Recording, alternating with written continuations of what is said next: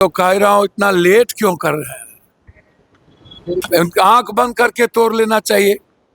तो complete BJP की B team भी नहीं है, स्क्वाड टीम है ये लोग। चुनाव में भी इन लोग का म्यूचुअल अंडरस्टैंडिंग था विधानसभा में। इन लोगों को लाइव, इन लोगों को ईडी से डर है, सीबीआई से, इन लोगों को जेल जाने से डर है। ये लोग लड़ना नहीं चाहते।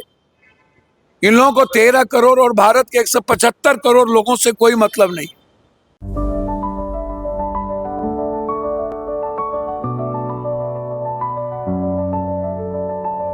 Goal the result.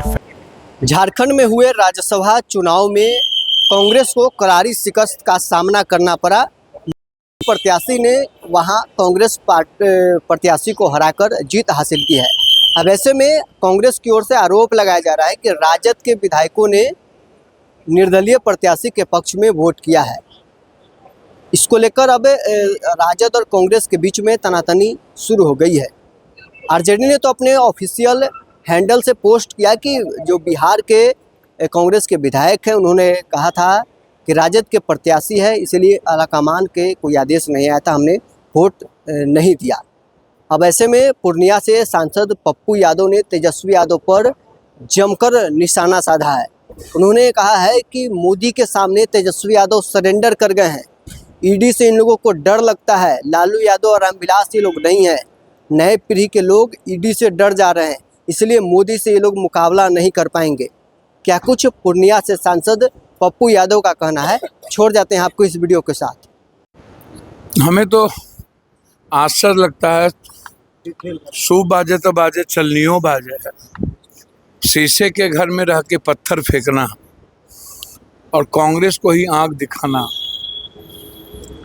गिरिबान में नहीं झांकना, यहाँ के चुनाव में भी अहंकार को जन्म देना। मैं किसी मंत्री और किसी पार्टी का प्रदेश अध्यक्ष को ब्लेम करने से अच्छा ये है कि पूरी पार्टी और मंत्री जिसका सीधा आधा घंटा पहले दही चूड़ा खाए और जाके नतमस्तक हो जाए, तो ये तो अंबानी जी के शादी से ही ये चल रहा है। राहुल गांधी जी ने बायकॉट किया और कुछ लोग बहुत मजे में गए, कुछ लोग को जिंदगी प्यारी है, कुछ लोगों को अपनी गलती से बचना है, कुछ लोगों को ऐशो आराम की लाइफ चाहिए, तो वो तो समझौता करके केंद्र से चलेंगे। जिनके लड़ने की, अब लालू यादव की स्थिति तो है नहीं, रामविलास जी और नीतीश जी, जॉर्ज फर्नांडिस की, शरद जी की। अब तो बिहार में संघर्ष और लड़ने की उम्मीद ही छोड़ दीजिए आप आने वाले जनरेशन से। तो कंप्लीट रूप से सरेंडर कर जाना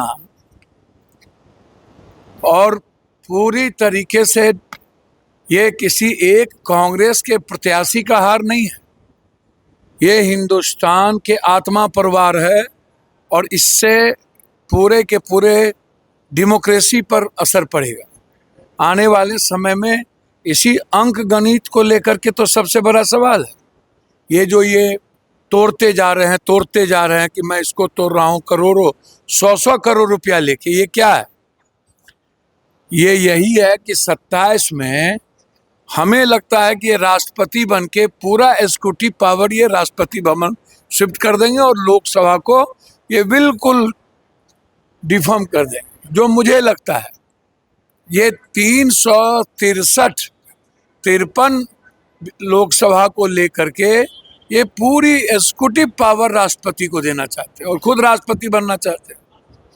इसके लिए तो ये पूरा का पूरा मसल एंड इकोनॉमिकल पावर है। और झारखंड में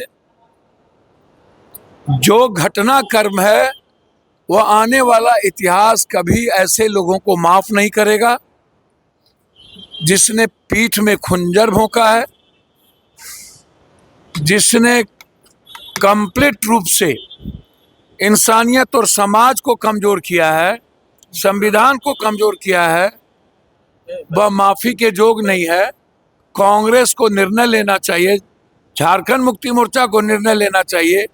1 मिनट भी मेरे ख्याल से गठबंधन में ऐसे नेतृत्व वाले को नहीं रखना चाहिए जिनको कोई लोक लाज नहीं है, जिनके पास कोई प्रिंसिपल नहीं है, जो सिर्फ अपनी लाइफ को सस्टेनेबल करने के लिए पूरी देश की डेमोक्रेसी को खतरे में डाल दिया। सर, आरोप प्रत्यारोप का दौर शुरू हो गया है। सर, राजद ने कहा कि कांग्रेस के साथ गठबंधन तोड़ लेना। अच्छा, मैं तो कह रहा हूं इतना लेट क्यों कर रहे हैं?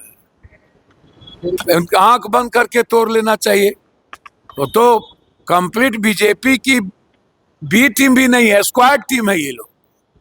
बिहार का बदला लिया गया। भैया स्क्वाड नहीं बदले की कोई बात नहीं है, पहले से स्क्वाड टीम है। चुनाव में भी हम जानते हैं, चुनाव में भी इन लोग का म्यूचुअल अंडरस्टैंडिंग था विधानसभा में।